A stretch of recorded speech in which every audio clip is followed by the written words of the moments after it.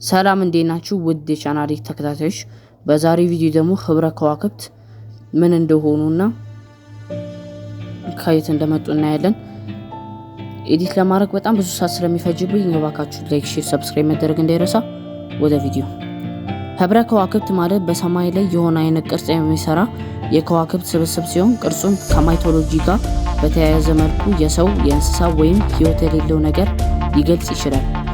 በዚህ መልኩ ህብረ ከዋክብት ስዕላቱ 17 የሰው፣ 42 የእንስሳትና 29 ህይወት የሌላቸው ነገሮች ጋር የተያያዙ ናቸው።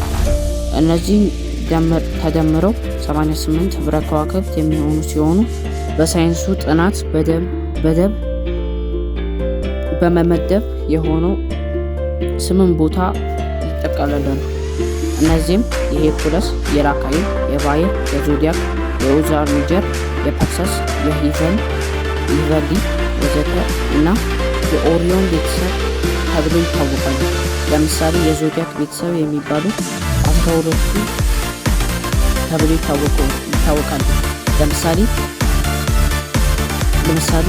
የዞዲያክ ቤተሰቦች የሚባሉ 12ቱ የዞዲያክ ህብረ ከዋክብት ሲሆኑ የፐርሰስ ቤተሰብ የሚባሉ ደግሞ ፐርሰስ፣ አንድሮሜዳ፣ ካሲዮፒያ፣ ሴተስ፣ ሴፊዮስ፣ ፔጋሰስ እና አውሪጋ ናቸው።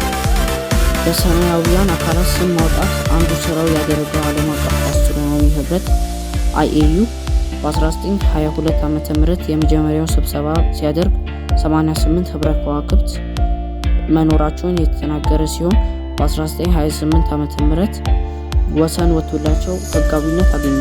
በ1930 ዓ.ም ላይም ለህትመት በቅተው ለዓለም እንዲታወቁ ተደረገ።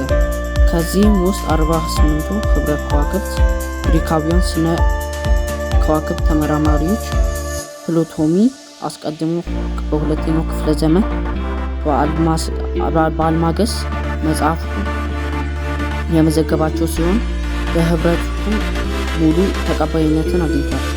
በእነዚህ 48 ህብረ ከዋክብት ሰሜናዊ ንፍቀ ክበብ የሚገኙ ስለነበሩ አውሮፓውያን አሳሾች ወደ ደቡብ ንፍቀ ክበብ ሄዱ። በኋላ በ16ቶቹ ውስጥ የቀሩትን አውሮፓውያን አሟሟቷቸዋል። እነዚህ ላይ ህብረ ከዋክብት በተመለከተ በብዛት ግሪኮች ብናነሳ የተለያዩ ዓለም ክፍሎች ለምሳሌ የመጀመሪያዎቹ የአሜሪካ ነባር ህዝቦች፣ እስያዎች እንዲሁም አፍሪካውያን የራሳቸውን አረዳድና ባህል ስለ ህብረ ከዋክብት ጽፈዋል። ስለተመለከታችሁኝ አመሰግናለሁ። በድጋሚ ላይክ፣ ሼር፣ ሰብስክራይብ መደረግ እንዳይረሳ። አመሰግናለሁ። ቻው